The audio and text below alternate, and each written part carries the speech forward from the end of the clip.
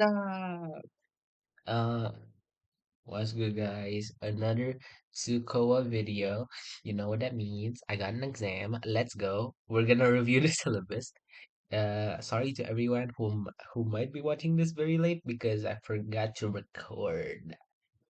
Oh shoot, not good. Okay, let's finish this as soon as possible and as quickly as possible. Let's go. I have the syllabus right here on my phone, and we're gonna review all of them one by one.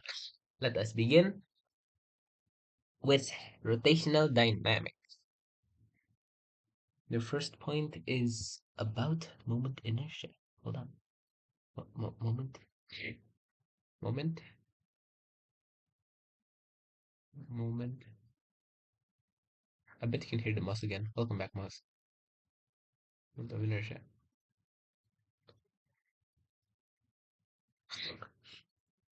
Wait, moment of inertia? Oh, particle and. Oh, okay, okay. Moment of inertia, what the hell is that describing? So, moment of inertia basically describes how lazy an object wants to spin. Yeah, that's it. It's like the mass. It's like a mass, but for spinning stuff. For example, we have an equation F is equals to ma. That's a, by the way. The rotational version of this would be tau is equals to moment of inertia. Oh, it's supposed to be a t. Holy shit. Holy crap, I cannot spell. Alpha. Yeah. This m I is the m. M is the I and I is the m. Awesome. We just erase this. Alright. So there are two things that affect moment of inertia. There are two things. The first one is the shape of the object. Shape of object. And the second one is the axis of rotation. Like, where is it spinning, basically? These are the two things that affects the moment of inertia. Now, shape of object. There are a lot, of course. In fact, I have a list on my phone. The most simple one is just a particle. Let's start with a particle. A particle, literally just a particle. We're gonna ignore the shape, and that's just a particle with a mass. Okay, this is a particle with mass m, and it's currently spinning with this as the axis. So, and then this is the distance r. So if you can imagine it, it's gonna spin like that around the rod. Oh, what the hell? Around the rod. Yeah, what's the moment of inertia of this thing? Well, it's really easy. For particles, it's just this mr squared. Wow, super easy. But there's multiple particles. Oh, like this with the same length of r. This is r. Well, just add them up. Mr squared plus mr squared plus mr squared. But you use the respective r's, so you can basically write it. I think. Oh, what's the sigma notation? I think it's like something like that. MIRI squared. I think I null n. Yeah, basically you just add up every moment of inertia. Yeah, that's it. So if there's four particles, you're gonna add up four moment of inertias. Yeah, cool, cool, cool, cool. Now this is gonna be the this is gonna appear a lot, by the way, because for every shape, it's always gonna be m times distance squared. All right. Now next, there is a homogeneous rod. So you have a rod, thin rod, and it's spinning through the middle point, the center of mass. So this is exactly center point. So that is the same as this. All right, all right. For this one, the moment of inertia is 1 over 12 ml squared. See? It's distance squared. But L here is not the distance from the spinning part, but it's the length of the entire object. That is L. Now, I think I have to mention this thing called the parallel axis theorem. I think, I'm not sure if it's gonna be the, wait, moment of inertia. I'm just gonna mention it anyway. Basically, how do you calculate moment of inertia if you move the axis of rotation, like where it's spinning? Like, let's say I'll move it here for the same object. For the same object with the same mass. What if I move it here? Now it spins like this. How do I calculate the moment of inertia of this? Like, this is the same object, but it's like the part I'm spinning is different, you know? To calculate this, you basically take the old moment of inertia plus mv squared.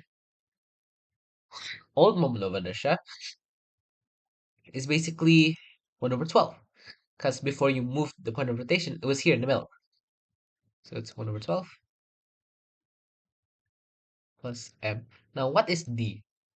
D here describes the distance from the original position to the new one. So in this case, this would be D. Now, we know D is actually half of L because this is equal as this. So something plus something is equals to L. So something has to be half of L. L over 2 squared. And with that, we'll get 1 over 12 ml squared plus 1 over 4 ml squared. And wait, quick maths, guys. Quick maths. This is 3 over 12 ml squared. 4 over 12. We can simplify it to 1 over 3. So yeah, this is the moment of inertia of a thin homogeneous rod spinning at, sorry, I'm kind of sick. Spinning at the end of the rod, and this one is at the middle. This is at the middle. This is at the end of the rod. Yes, yes. Is there any other objects? Let's see. Rod. Wait, what the hell? Oh, is this rods? I don't believe that. I'm just gonna write down a list of stuff that usually appears. Yeah, there's also cylinders. Like if you have axis, then there's a cylinder, and then this is R. Like the, what is it called? Yeah. Anyway, the moment of inertia for a cylinder here is half mr squared. R here's the distance from the, what was it? The radius. Yes, the radius. Yeah, that's the radius. And then we have a sphere. Moment of inertia of the sphere is 2 over 5 mr squared. Wait, what the hell? 2 over 5 mr squared. R is this, the radius. Excuse me. But, oh, what the hell? This is for a full sphere. Solid. Completely solid. But for hollow spheres, it's different. Hollow spheres, this is solid. But for hollow spheres, it's 2 over 3, actually. So that's cool. Hollow. Yes. Yeah, I think that's it. That's usually what appears in like questions and stuff. Yeah, that's moment of inertia.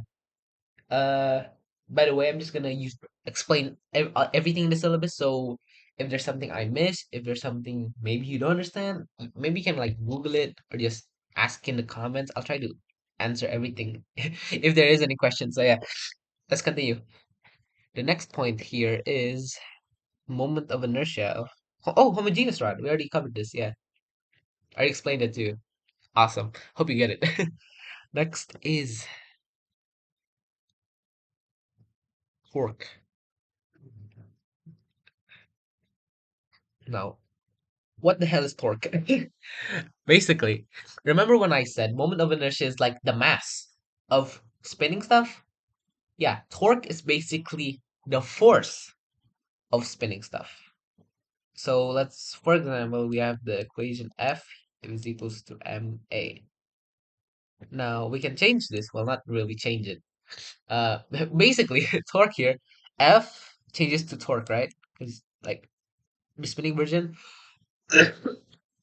and M is, as I just said, is moment of inertia, and A here becomes alpha. Uh, angular acceleration. Yes, angular acceleration. So yeah, this is the first equation of torque. Oh, I forgot to describe units. Oh my God. Well, you know units, right? Mass is kilograms. R is meters. So moment inertia should be kilogram meter squared. This is standard, by the way. Torque here, I is kilogram meter squared, and alpha is meter per second squared. This is Newton, Newton meter. This is Nm, Newton meter, Newton times meter. Because the other equation of torque is this: F times R times cosine of theta. All right, where did this come from? All right, so imagine we have a rod, another rod. Wow, amazing. I know. And let's say it's experiencing a force this way, but F.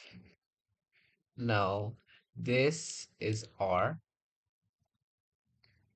this is theta. All right, so to calculate the torque that is caused by this force, you basically take the force, multiply it by the distance from the point of rotation to where it is. In this case, it's at from end to end. And cosine theta. Wait, cosine theta. Oh shoot, sorry, not cosine theta. So silly. It's sine theta. Well, it really depends. It could be sine, it could be cosine.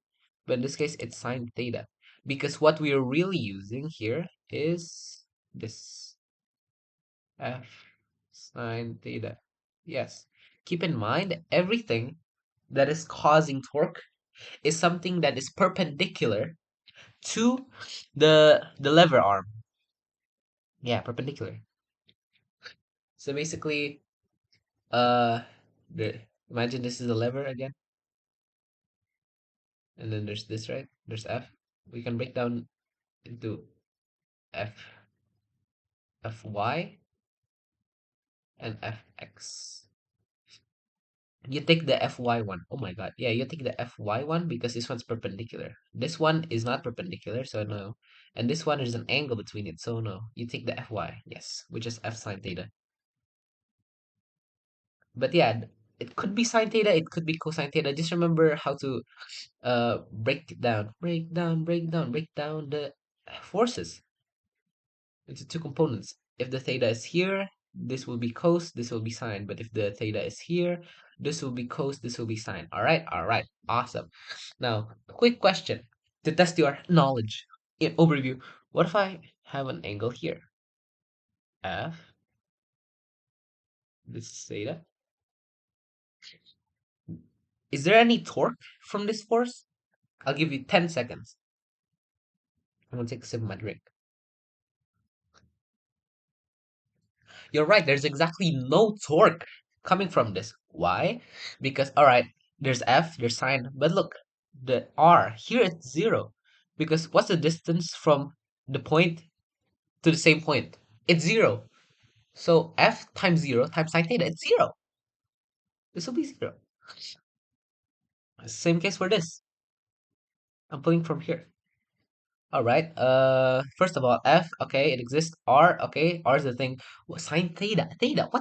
What's the theta here? The theta here is the angle built from the lever to the force. In this case, it is 180, and sine 180 is zero. So yeah, this is also not making any torque. No torque. No torque. Like you can also imagine by Literally having your hand in front of you and pulling it. Like if you pull, it's not gonna spin. If you pull it like that, it's not gonna spin. But if you pull it like, oh, perpendicular to it, oh right, it's spinning. And if you pull at like the point of axis or like or at your elbow, it's not gonna spin because the R is zero. And if you pull it, it's not gonna spin because there's no angle created between it. Awesome, awesome. So yeah, these is the two equations, and you can connect them. Yeah, you can connect them. It's actually the same exact thing, just different equations. It's the same. Anyway, next one. The torque. Okay, this is actually a very short overview. I don't think I'm missing anything. I don't think. I hope I'm not missing anything. Yeah, I hope you guys understand. Yeah, so I'm gonna go over this again. So basically, you have a lever, or basically the arm of the object, and then there's gonna be a force somewhere on this arm. It could be at the end, it could be at the other end, it could be somewhere in the middle. Yeah, it could be anywhere. Now, to calculate the torque caused by that force is that you have to find the perpendicular component of the force. Uh, Gaya yang tegak lurus. Yeah. So basically, if you have F leaning that way, you're gonna break this down into either F sine theta of or F cosine theta. It depends on the angle. If this is the angle, that means this will be cosine and that will be sine, all right? But if this is the angle, then this would be sine. Wait, sorry, this would be cosine, this would be sine. Yeah. So remember how to break down your components. And then once you have the perpendicular force here, the perpendicular component, you basically multiply it by the distance from the point of rotation where it's spinning to where the force is being applied. So this would be F. Wait, I should erase this. This is messy. Hold on. Yeah, so basically it would be F sine theta, because we're taking the perpendicular component here, F sine theta multiplied by R, because it's happening at the end of the rod, which we assume to be R length. Yeah, don't forget your units. Don't forget your units. This is meter, this is Newton, resulting in Newton meters. Sin theta, it is dimensionless. It has no unit. So yeah, sine theta has no unit. Awesome. Let us continue to the next one. Oh wait. Next one is energy.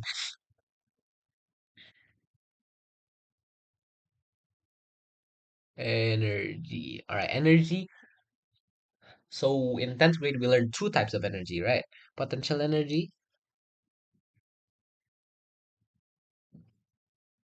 and there's kinetic energy. Potential energy due to height is m multiplied by g multiplied by h, and kinetic energy caused by movement is half mv squared. Now, remember the law that energy is conserved. Well, not really, but in this case, energy is conserved. Forget I said anything. Energy is always conserved. Now, that means the sum of the potential energy will always be the same. This is hukum kekekalan energi mekanik. But it's supposed to be two. Yeah. So basically, we can apply this. For example, let's say we have a ball at the height of like, I don't know what's that. And now 10 meters. And now it has no initial velocity. And now the question is, how do you find the velocity when it reaches at the end here? Or let's say when it is halfway. What's the velocity of the ball when it's 5 meters? Well, this is really easy. You can use the law of conservation of energy. So first, this is the main law. This is just translational, by the way. This no spinning things yet. So first, mgh. Let's just write that down. Mg. The h is 10 plus half mv, and there's no initial velocity, so this is 0 is equals to mgh2, which is here at 5 meters, so we'll multiply by 5, plus half m, and the speed we're looking for. Now this is 0, so we can just cross that out, and we can cancel all of the m out, and we'll get 10g is equals to 5g plus half of v squared. If we move this to the right, we'll get 5g equals to half v squared, and we'll multiply both sides by 2, we'll get 10g is equals to v squared. Wait, oh yeah, and we get v is equals to the square root of 10g. This is the speed at this exact point. All right, awesome. Now, in rotational dynamics, there's actually two types of kinetic energy. The translation one, this is the translation one, and the rotational one, rotational kinetic energy. Remember, m would be I, and v is omega squared. Now, what the hell is omega squared? Basically, you have an object, it's spinning, let's say this is r. Now, this thing has angular velocity. Angular velocity is omega. It basically describes how much, how many angles, how many angles in a certain time. Yeah, that's it. Now here, coincidentally, omega, oh, actually, no, let's say v. V is equals to omega times r. Now, what is v? V is basically this. This is v. If it's spinning this way, that's v. V is basically the speed of the object. It's perpendicular to this thing. I don't know what this thing is called, but yeah, it's perpendicular. It's tangent to the circle. Yeah, it's tangent to the circle. Yeah, so V is equals to omega times R. And you can also rewrite omega as V over R. Cool? Cool. All right, but here, in this case, we're going to calculate it with context of the slope. All right. Wait, slope? The hell? Uh, okay. Excuse me. We're gonna calculate with the slope. So I think the prediction is gonna be like this. There's gonna be a ball on top, rolling down, calculate the speed at the end. Well, let's look at the example question. Let's assume this to be h. Well, I mean, it is h. And there's no initial velocity. And usually in questions, there's gonna be like, oh, there's no slip. What does no slip mean? No slip or tidak slip. I don't know what the official term of it is. Yeah, it doesn't slip. There's no slip. It doesn't slip. Basically, um, remember when I said that if you spin, there's going to be a velocity tangent to the object with omega times r being the velocity? Yeah, in no slip cases, this velocity is actually the same as the speed of the ball going down. If it's slipping, that means you can imagine slipping as uh it's not a pure rotational motion, right? If it's slipping, that would mean there's a friction acting against it and it's gonna push it back. Yeah, I don't know. Let's just pray that it's always gonna be a no slip question. Yeah, basically, if the question says it's no slip, then this applies. This you can use that. So yeah, let's try finding. Let's say this is a ball, uh, solid ball. All right, let's use the law of conservation of energy. So mgh is equals to half m. Oh wait, no. Wait, yeah, mv squared plus half moment of inertia omega squared. All right, cool. We're gonna solve for v. So let's just write stuff down. mgh is equals to half mv squared plus I said this was a solid ball, right? So we're gonna multiply by 2 over 5 r squared, and omega here we can rewrite omega as v over r. So we'll get v squared over r squared. We can cancel this out. Cancel this out. So we'll get mgh equals to half mv squared plus 1 over 5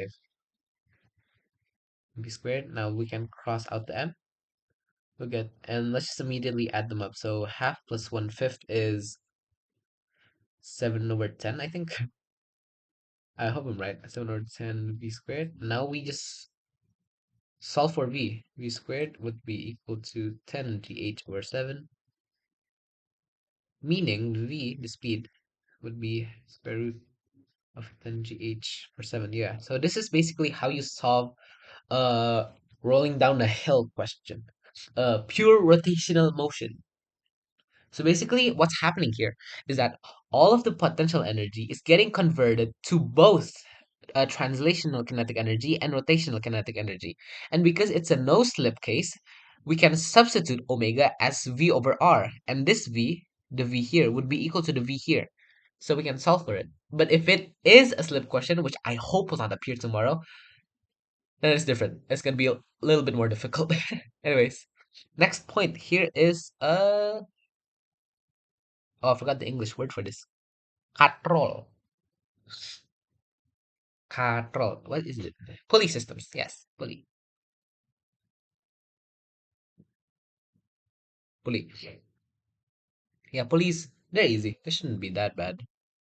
But here in pulley systems, in rotational dynamics, you know the mass of the pulley. Wow. I'm gonna name this 1, 2, 3. There's no general solution for this, I don't think. But yeah, let's just try to solve it. In the syllabus, it says we're gonna find the tension of the rope.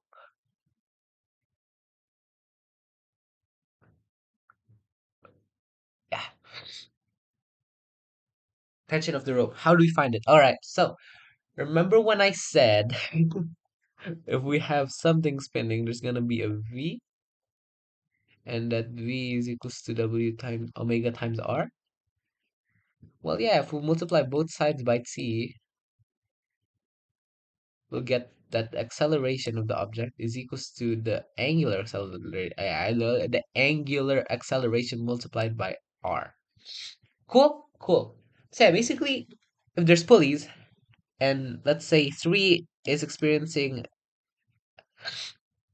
an acceleration that way, this is gonna go down, this is gonna go up, this is gonna be the same. And because the entire rope is moving at the same acceleration, that means this is also going A. And it's spinning, which means there's an angular acceleration. To find that angular acceleration, we can use this. Awesome? Awesome. So yeah, back in the day, we're gonna ignore the mass of the pulley and such. But now this time we're not gonna ignore it. So yeah, let's try to predict how a question would be. So basically, let's say this is a hmm cylinder. What's a cylinder? I think it's half, if I remember correctly.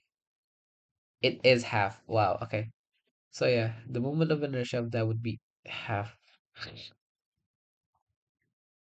more squared. Let's assume every mass of the object to be the same. Yeah, and we're gonna find the tension of the rope here. Let's name this T3, and here let's name it C1. Yeah, this is basically a classic dynamics question. So let's assume. Wait.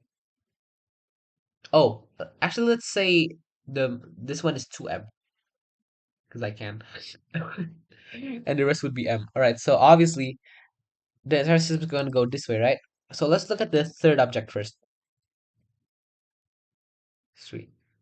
It's experiencing a downward force of 2 mg. We're gonna assume just an example. It's 2 mg. It's gonna be this T3. And because it's accelerating this way, we can rewrite this using Newton's second law of 2 mg, and this the resultant of the force is equals to its mass times its acceleration, 2 ma. All right, this is the first one we're gonna use. I'm sure there's an easier way to do this. Okay, to solve these kind of questions, we're gonna solve. Oh, to find T3. Obviously, we can almost find T3 here, but we don't know the acceleration. So one thing that we can do is find the acceleration first. All right, cool. Now let's look at the first one for the object number one. Yeah, there's T1 and there's mg, and acceleration is going up. So that would mean T1 minus mg is equals to ma. You might be compelled to substitute this to this, but we have how many unknowns do we have? One, two, three. We have three unknowns. The T1 to T3 and the A. So we need to find A. We can connect these two by object number two, the pulley. To let's say it has that radius R. Yeah, this is gonna be T1 pulling from the side, that's gonna be T3 pulling from the side. Alright, so it's gonna spin this way, right? A. So T3 is positive. Alright. And this one here, we're gonna use sigma tau is equals to I multiplied by alpha. Sigma tau here, basically T3, we're gonna multiply by R minus T1 multiplied by R. And the moment of inertia is half. And alpha here, we can solve for alpha is equals to A over R. We're gonna cross this out and then cross this out. I'll get T3 minus T1 equals half MA. Oh, okay. Now we can solve it. We're gonna try finding A first, all right? Let's find A. So basically, we can, what can we do? Hmm. Oh, I know. We can do this. We can solve for T3 here. So T3 is equals to 2ma minus mg. Wait, no, 2mg minus 2ma. And here T1 is equals to mg plus ma. Now we can put both of these equations into here, substitution, right? So T3 would be 2mg minus 2ma minus mg minus ma to half ma. And simplifying the equation, we'll get mg is equals to uh 7 over 2. Cross this out, so a would be 2 over 7 multiplied by g. Now that we have a, we can put this into the other equations to find t3 and t1. Yeah, that's basically how you solve it. All right. I hope you guys get it. I hope you guys get it. Yeah, that's it. Let's review it again. Basically, the object, imagine it's falling down. That means this is going up, and that means it's spinning this way. Clockwise, I think. Yeah, clockwise. Spinning clockwise.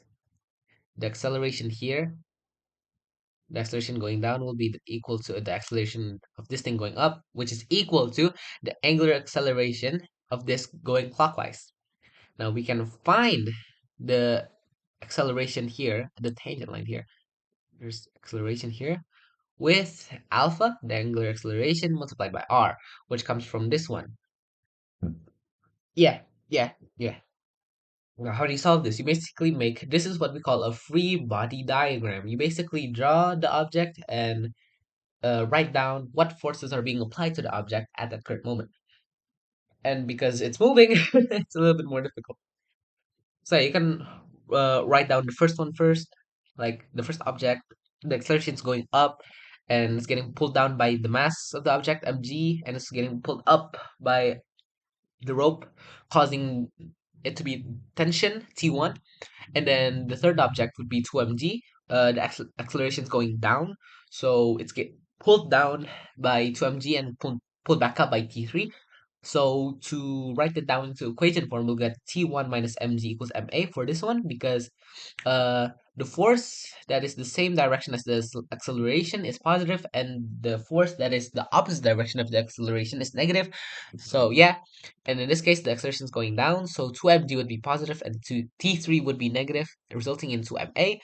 And here, we'll use the sum of the torque is equals to the moment of inertia multiplied by the angular acceleration. The torque here, we just add them up. But which one is positive and which one is negative? We see here that the object is spinning clockwise. So clockwise here would be positive.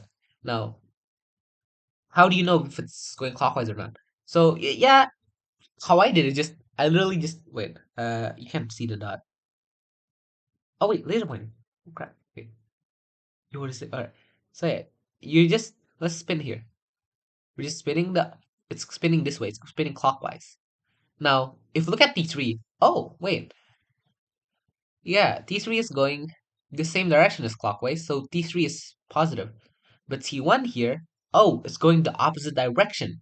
So T1 is negative. So T3 multiplied by R minus T1 multiplied by R. Because this is torque, right? We have to multiply it by R, or the distance from the center of the mass. Wait, no, not the center of the mass. The center, basically, to the edge of where it's being applied to is equals to half mr squared multiplied by angular acceleration, which we can solve for a over r, and we can cross out everything and blah blah blah, substitution and stuff, and we'll get this, the a, and after we find the a, we can plug it back into the original equations to find T1 and T3. All right, awesome. Next. There's 4 chapters. Oh my god. Next one is, oh, equilibrium. Oh, this, oh my god. Equilibrium. I think that's how you spell it. Equilibrium. All right, cool. There's three equations that you need for equilibrium.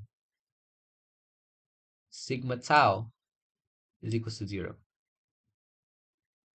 Sigma fx is equals to 0. Sigma fy is equal to 0. Yeah, that's that's all you need to solve every equilibrium equation, I think. Pretty sure. But you gotta know how to use them, right? So here we see it's about ladders. Yes, the classic leaning ladder question. Imagine we have a wall. There's a ladder leaning on the wall at angle theta. Should we ignore the mass? No, we cannot ignore the mass, unfortunately. Yeah. Let's say we know the mass is m and the length of the ladder is L. And then there's friction, and we have to find mu. What's mu? All right, so basically, step by step. Let's do step by step. First, we have to draw all of the force components. So here we have mg directly in the middle. We have the normal force with the wall. Let's call it Na. Friction would be only at the ground. So yeah, so it's a little bit easier. And B and friction. Which way is friction going? Um, which way is it going actually? I'm not really sure. Oh, it's going inside. Yeah, it's going inside. How do you know it's going inside? Honestly, you can imagine it. Like, if you put something like this on a wall, it's gonna, wait, it's gonna fall, right? It's gonna fall due to gravity, which means this point is gonna go back. But this one isn't moving because there's friction, uh, doing like, oh no, you don't, to this movement. So basically, it's pushing this way. Because if it's going this way, then it would just fall, and it's all over. But yeah, but if the friction is going this way, yeah, it can't fall because yeah, I think you can imagine this. Like you put something leaning, but oh no, it's too slippery. It's gonna fall down, and the way it's falling down is that this goes down and this goes to the right. Now, to make sure it doesn't go down, it means you have to make sure it doesn't go to the right, which means you need to have a force going to the left, which is the direction of the friction, static friction. Yes. All right. Cool. Now let's remember our laws. Let's remember the laws. Sigma tau is equal to 0, sigma fx equals to 0, sigma fy is equal to 0. All right, let's write down the first one. Sigma fx is equals to 0. Basically, the resultant of the force in the x component would always be equal to 0. Here, we have two x components, fs and na. This is a y component, this is a y component. How do I know? This is horizontal, which means it's x. This is vertical, which means it's y. All right, so it doesn't matter which one is positive or negative, it's the same. Awesome. All right, so na minus fs is equals to 0. So na equals to fs. All right, cool. That's one of the things we know.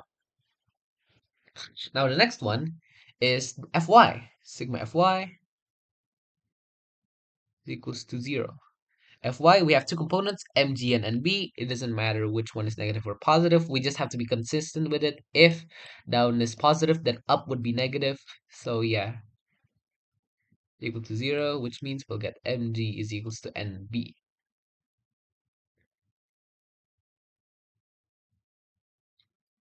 Uh, Wait, do I even need to do fy? I don't think I need to. Huh. All right, cool. Let's just continue with it. Now, last but not least, torque. Sigma tau is equals to 0. Now, here's the thing. This is a little bit difficult. Where do I put my point of axis? Because if you remember, correct, if you remember here, torque, yeah, we need a point of like, oh, where is this thing spinning? If it's spinning from here, then the distance from F to point is going to be this. But if it's spinning from here, well, it's going to be a different case because it's like, oh, okay, what the hell? But for equilibrium questions, we can pick any point. Wait, this doesn't look like the ladder. There you go. We can pick any point as the point of rotation. So we can use this, we can use this, but I advise you to use, well, I mean, you can use any really. You can use this. I'll use this. Let's try using this one. All right. We'll use this as point, the point. But remember, we need everything to be perpendicular first. So yeah, we have theta here, which means this is also theta because, well, two parallel, it's parallel. You have this, if this is theta, this is theta. You have to know this. So yeah, if that's theta, which means this would be an asin. Sin, sin theta. All right, cool. For mg, it's kind of weird, but yeah, this is theta, which means this would be mg cos. Don't ask me why. Actually, yeah, you can ask me why. Imagine this. This is basically what's going on, right? mg. And if we pull this down, this is right triangle, which means this is, let's say y. Y is equals to 90 minus theta, right? Because the sum of the angles of a triangle is 180, and we know one of them is 90, so this plus this should be equals to 90. Right, cool. Now we make this thing, just a line, and make this perpendicular, and say this is x. We're gonna solve for x. So x plus y is obviously 90, right? Because the sum of these two angles are perpendicular, which means x plus 90 minus theta equals to 90. And if we solve for x, we'll see that x is equals to theta. Yeah, so this is theta, that's theta, which means this would be mg cos. Cool. So let's put everything down. We'll get NA sine theta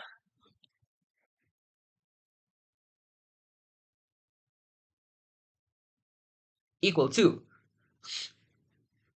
um, oh yeah, multiplied by L. Oh shoot, wait. Oh no, I just skipped so many parts. Yeah, don't forget which one's positive, which one's negative, guys. Don't forget. This one's going clockwise. It could be negative, it could be positive. I don't know. Yeah, you just gotta be considered multiplied by L. The length of the rod is L minus, because it's going the opposite way. Mg cos theta by half of L. Because the mass will always be at the middle, and the middle is half of L. This is equals to 0, which means we can cross out the L. And if we move this to the right, we'll get NA sine theta is equals to mg cosine theta multiplied by half. And if we solve for NA, we'll get that it's actually equals to mg over 2 tan A. Now we can put this here. We know that NA is equals to Fs. So I'm going to write this here. Mg over 2 tan A. Oh, theta, sorry. Equals to Fs. And we know that Fs is equals to mu times n.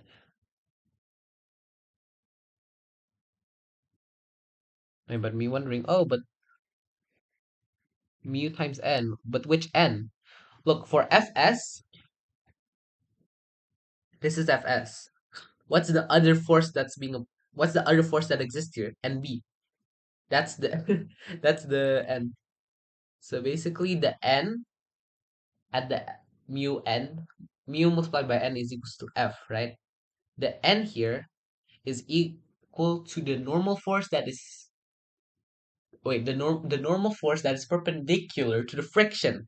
Yeah, so we take the n from the floor and not from the wall. Why? Because the from the floor, well, first of all, it's perpendicular, and this one's not. For so much reasons, this is not perpendicular to Fs. But like you can imagine it like this: um, when you push on a wall, if you push harder, is it gonna be easier to move it up, or is it gonna be easier to just not move? Because yeah, the harder you push on the surface, it'd be more difficult to move it because it's experiencing more friction, which means the uh the more that you push on it will result in more friction, which means that, oh, okay, that makes sense because the more that I'm pushing on it means that there's more normal force acting on it. So the normal force here would be equal to the one that is also at the same point of the friction. Yeah. So basically, the normal force that's being used here is the one that is at the same point at the yeah. So if we have Fs here and B, and if we have, for example, if we have Fs here, for this one we will use an A because it's at the same point. Yeah, okay. And B is equals to mg. So mg 2 tan theta be multiplied by mg. And you can cross mg out, and we'll get, I'm gonna write this down here. Mu is equals to 1 over 2 tan A. Yeah, this is basically how you solve these type of questions. So to review, draw the free body diagram. Guys, please draw the free body diagrams. It is almost, well, it's not impossible. It's really difficult to solve these type of questions if you don't draw it first. So yeah, just draw it first, and then make sure you know which forces are happening here. I'm gonna do a quick recap. A normal force is a force that's happening when two objects are in contact. So this is, it's always perpendicular, by the way. So yeah, normal force is, this one is between the floor and the ladder, and this one is between the wall and the ladder. There's also a mass, a weight, which is equals to mg, which will always be in the middle for homogeneous things. And there's the friction. I just explained friction. I'm not gonna explain it again. I can't explain it again, but yeah. Yeah, that's basically how you solve equilibrium questions. Any equilibrium questions. You just gotta know uh what what are the forces that's happening right now. And yeah, you just gotta remember that the forces on the x-axis would equal to 0, the force on the y-axis will be equal to 0, and the torque will always be equal to 0. All right, awesome, awesome. Next one is, oh, yeah, okay. I think that's it for equilibrium. I hope you guys can solve the other equilibrium question, but it's basically the same, but it's actually a wall. I'll just tell you this. I won't solve it because there's still a lot. This is a wall. There's this thing like something, and then there's a mass here, mg, and it's like there's a rope. This is a rope. This is T. Yeah, what is T?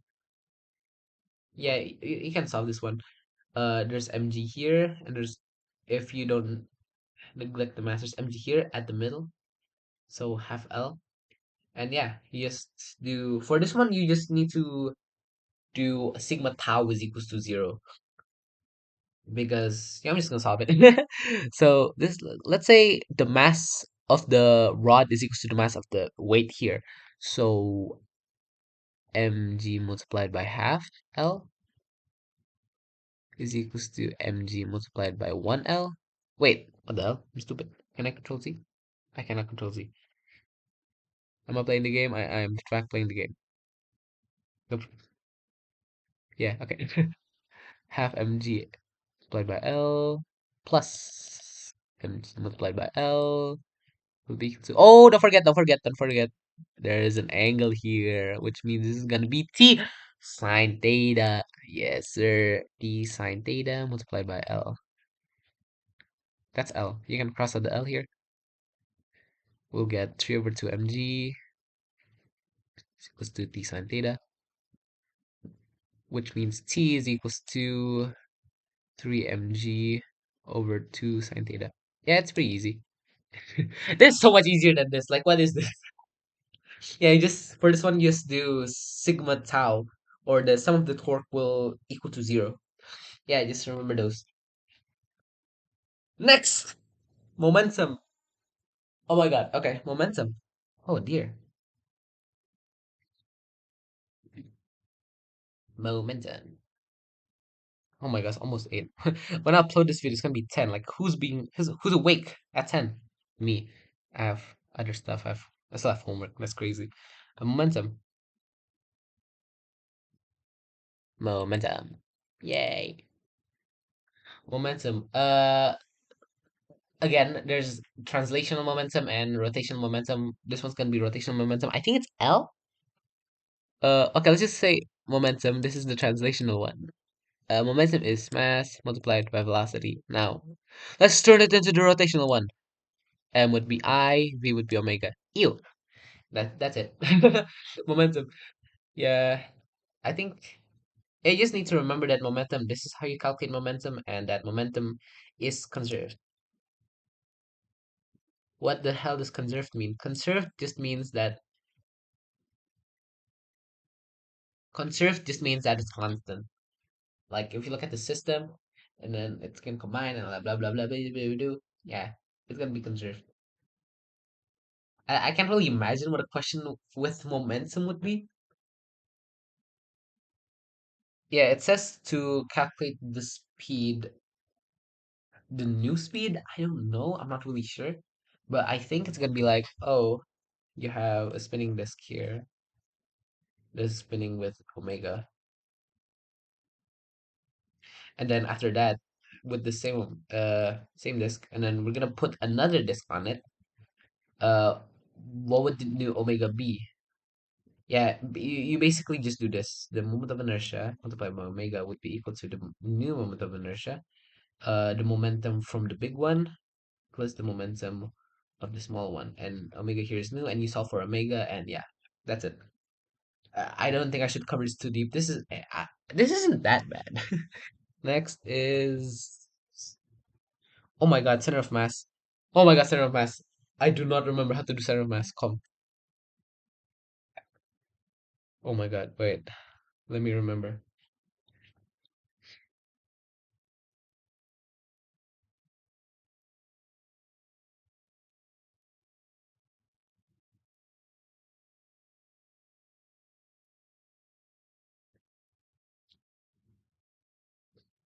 Oh god, oh god. Wait.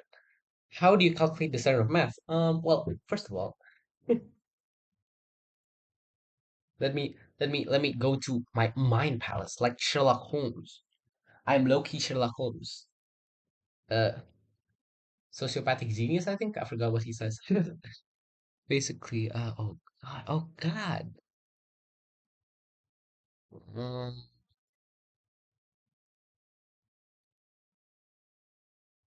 I think it's sigma LX.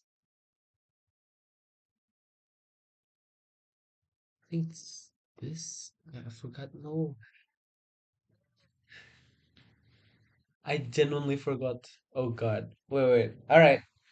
I give in. I don't know how to do this. I'm gonna check the book. It's a learning moment, guys. It's a learning moment. Why? Where is my book? It is right here. This is my book. This is my book. Let's see. Center of mass. No, that's not it. Oh, that's it.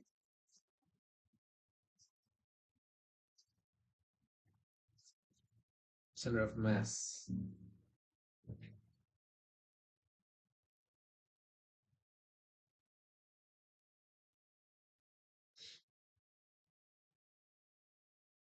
Oh, okay, okay, okay. Oh, okay, okay, okay. I remember that. Okay, I think yeah, let's just say there's three cases.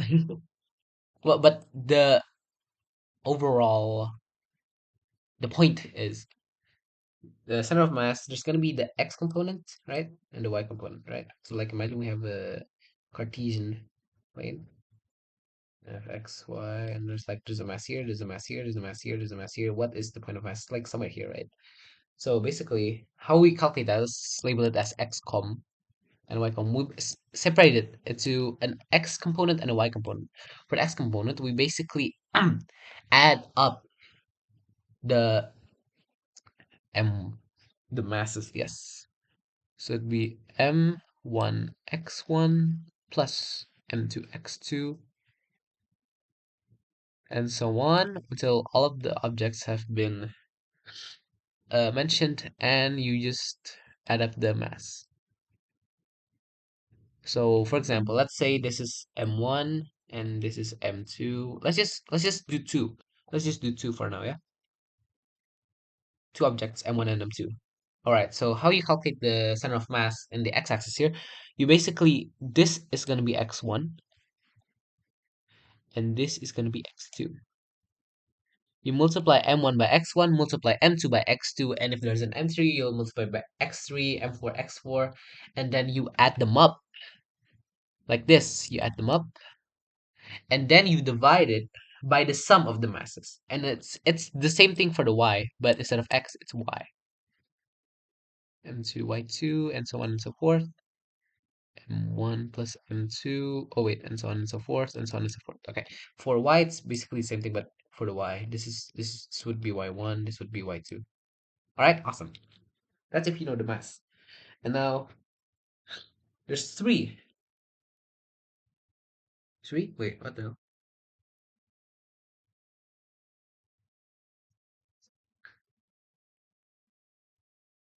There's three type of questions that may appear. There's the one-dimensional objects, the two-dimensional objects, and the three-dimensional objects. All right, for the first-dimensional objects, it's basically the sum of the length of the object multiplied by x or y divided by the sum of the length. This is for the y. This is for the x. For the y, you just replace x with y. And this is, for this one, is area. X divided by area. And this one is volume by volume. Yes, yes, yes, yes, yes, yes. This is how you find the x center of mass. And for y, you basically replace the x by y.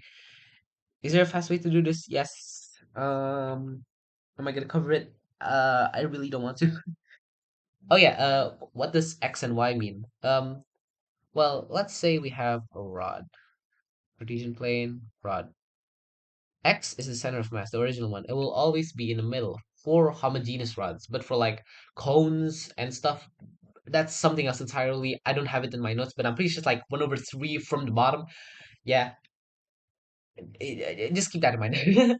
Yeah, this is the X, this is the Y. And if there's like another rod here, and trying to find the center of mass, this is the Y, and this is the X, and the sum of it would be this plus this. Awesome, awesome. And that is everything for rotational dynamics, and that is chapter one, ladies and gentlemen. Oh God, am I running out of places to write in? Keep. Hold on. How much more do I have? I still have a lot. Damn. All right, let's continue. Sounds like 10. The next one is we're gonna take a 30-second break. All right, grab your drinks. Stop writing. You have to drink. This is your reminder to drink. Also, I'm gonna look at my phone.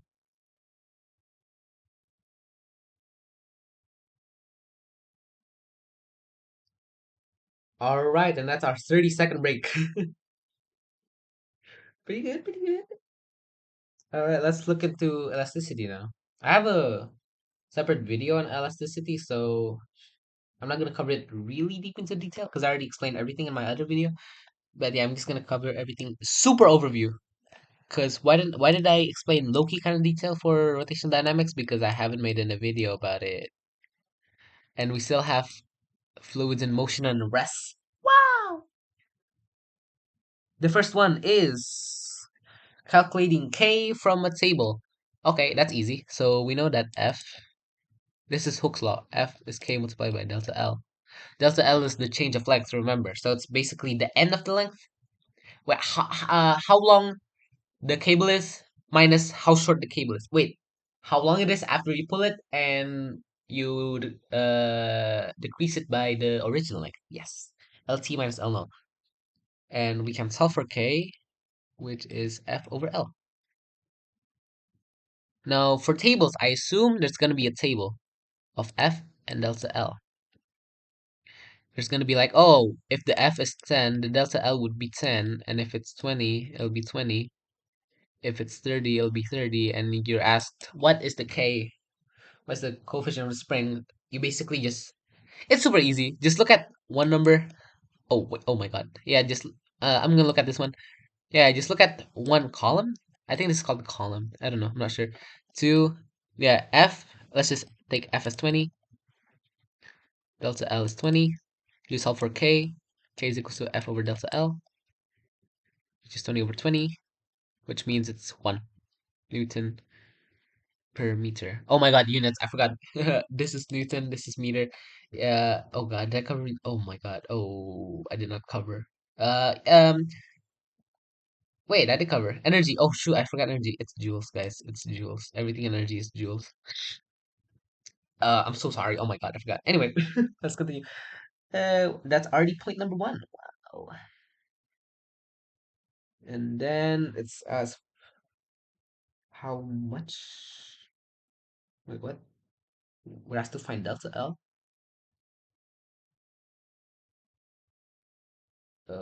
There's a lot of ways to do that.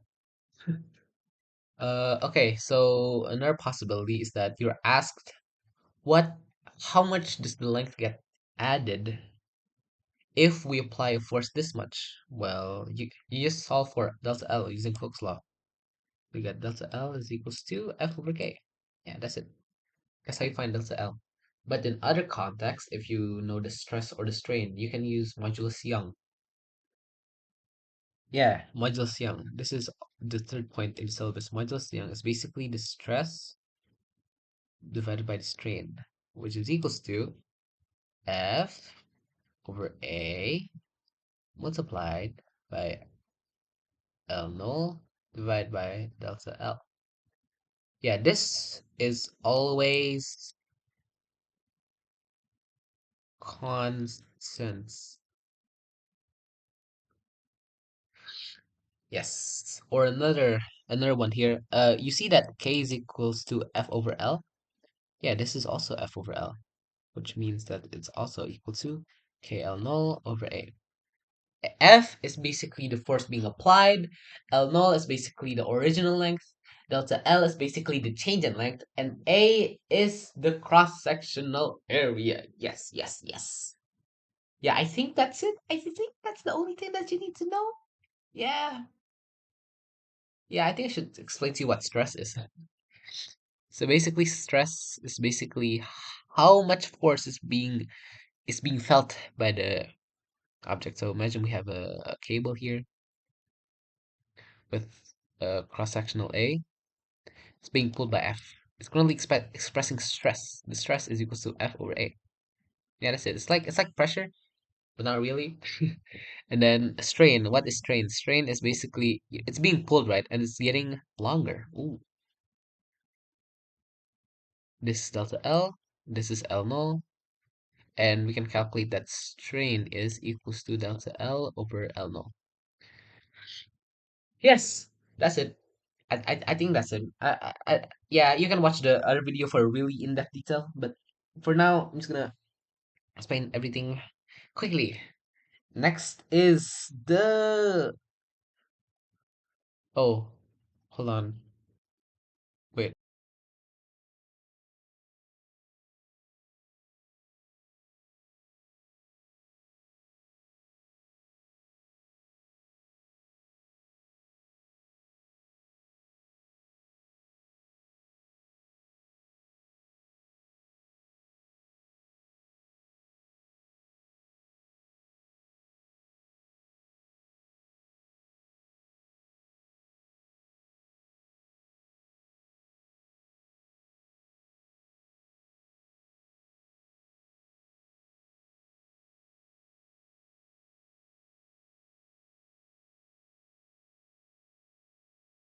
I have returned. Okay. Next is springs stuff. Yeah. Again, I'm gonna cover this really quickly because I have a lot of other stuff to do, like homework. There's still homework. Like, can you believe that? It's finals week and there's homework. I can't believe it though. There's two types basically. Whoop, whoop. There's this thing, parallel. Oh, this is an object. This is an object. Yeah, basically this is parallel. Let's say K1 and K2. And we can actually symbolically redraw this with one spring. And the coefficient of the new spring is equal to the sum of the other springs. Yep. And then there's series. Oop.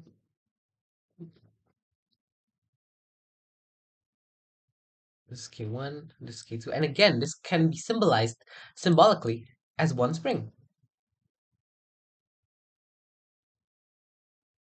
with this new spring being equal to 1 over K, 1 over K1, 1 over K2. Right? That's it. And yeah, you can make some really insane questions with these. Like, oh, calculate the change in length if we have this thing. Just an example I'm currently imagining. Like, oh my God. Oh my God. Like this could be an actual question.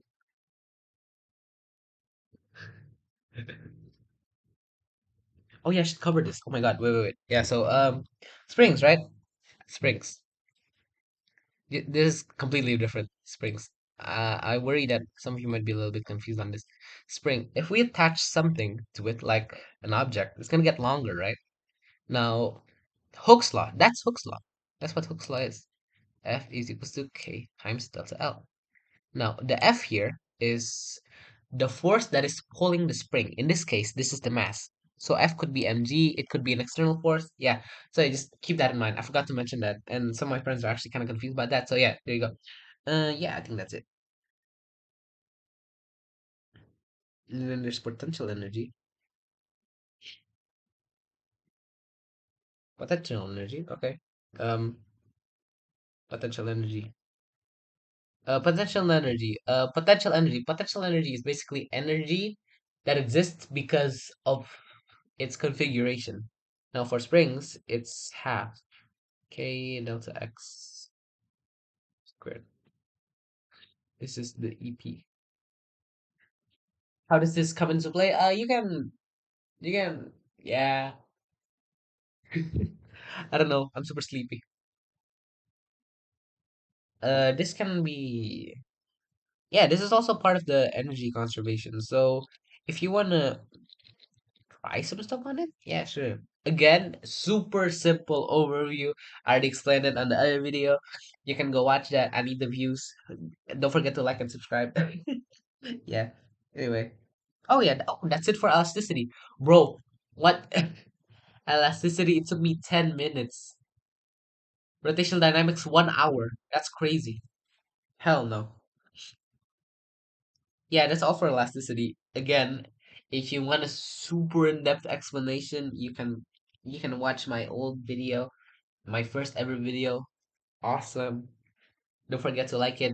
I need the views. I need monetization. Please. Thank you. All right, next one. Fluids. Fluids. Fluids. Okay, I covered a little bit of fluids in my other video. You can check that out. Don't forget to like, please. I need monetization. Okay. Let's see. There's gonna be a U pipe. There's gonna be density, hydraulics. Wait, what? Oh, Archimedes principle, hydrostatic pressure, another U pipe, and total pressure. That's not too bad. Okay, I'm gonna try to finish this in less than 50 minutes. Both fluids in motion and at rest. All right. Basically, let's start with the U pipe. Calculating the difference in height. Right. Wait. This is a U pipe.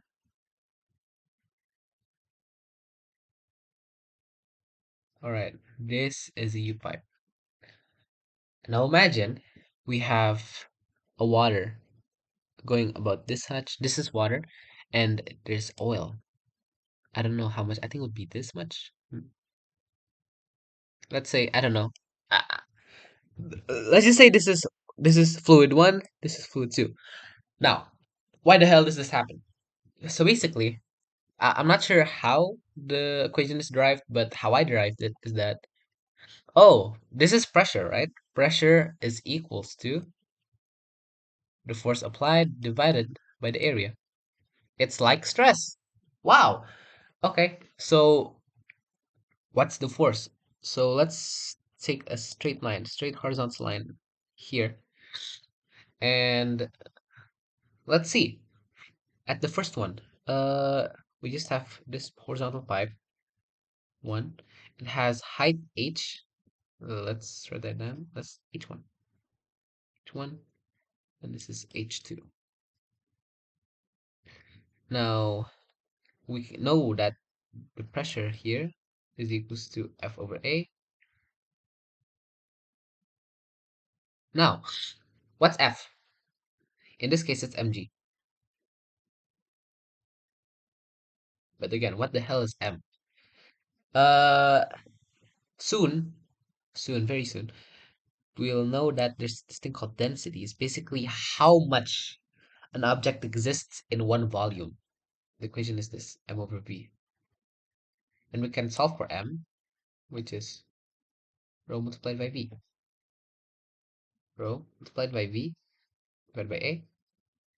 And we know that v is basically the area multiplied by height. A, where did g go? I forgot that g. Yeah, you can cross out the a here, and we'll get rho g h. Now, that's how you get hydrostatic pressure. And the hydrostatic pressure at the same horizontal line at any point is the same. All right? All right. So let's look at this point. That's, we just derived it. Rho 1g h1. H1 here being the height of the water, of the fluid, yes, from the horizontal line to the very top. This is equal to rho 2 GH2.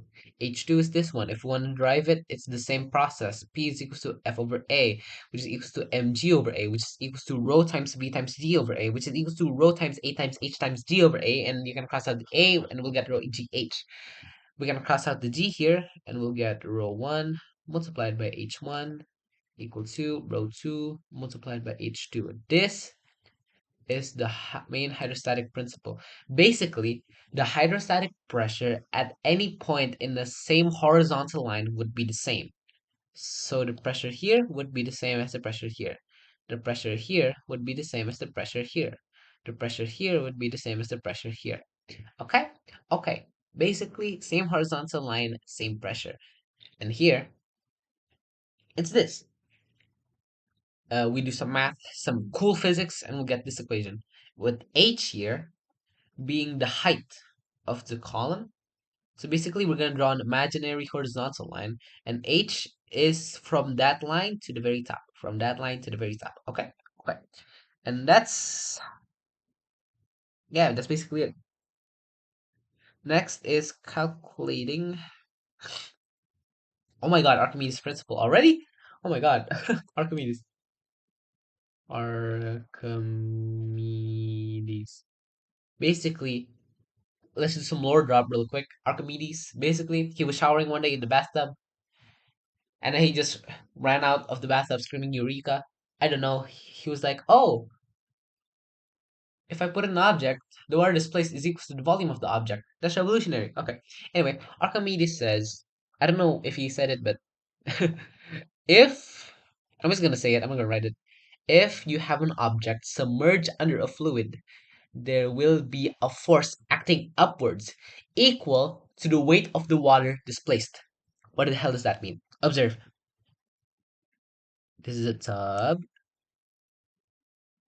There's some water. And then let's see, we have completely submerged. Okay. There's going to be mg, but sometimes it floats because of buoyancy, or Archimedes principle, AFA. Here, FA. Yes. How do you calculate FA? Well, like I said, FA is equals to the weight of the water being displaced. So the mass of the water that is displaced.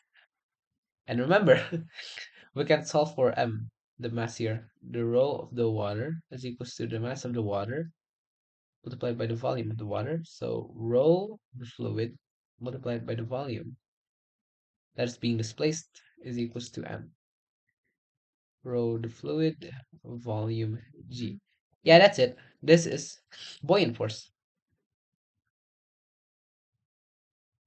Basically, buoyant force, that's it.